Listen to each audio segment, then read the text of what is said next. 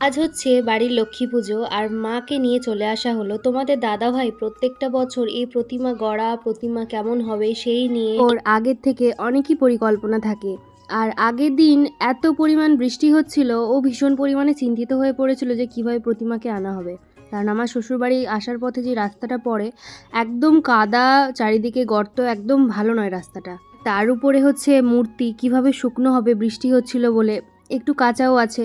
তো অনেকটাই চিন্তা ভাবনা নিয়ে অবশেষে মা আসলো। আর আজকে সকাল থেকে না হয়েছে একটু বৃষ্টি, লক্ষ্মী পুজোর দিন না হয়েছে কিছু। হয়তো একেই বলা হয় ঠাকুরের লীলা।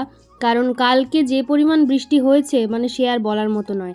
আর এই লক্ষ্মী পুজোর সময় সব্বাই আসে আর কি, যারা বাইরে থাকে। আমার দেওর আছে, মানে আমার নিজের নয়, মানে কি বলবো, জেঠতো দেওর আর কি। তো সবাই মানে ভাসুর আছে, সবাই মিলে আসে এই পুজোটার সময় আনন্দ করবে বলে। এক এমনকি আমার অনেক ভাগনা রয়েছে, তারাও এসে আনন্দ করে। তো ভাইঝি এরা সবাই আসে, ভাগ্নি।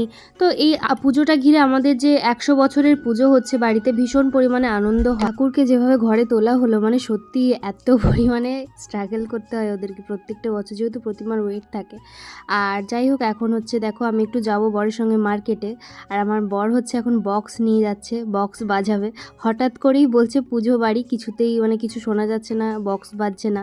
তো সেই জন্য আর কি আজকে বক্স নিয়ে যাওয়া হলো, আজকে এবার বাজানো হবে বক্সটাকে। তো চলো তোমাদের দাদাভাইয়ের সঙ্গে সঙ্গে যাই, পরে দেখা হচ্ছে ভিডিওতে।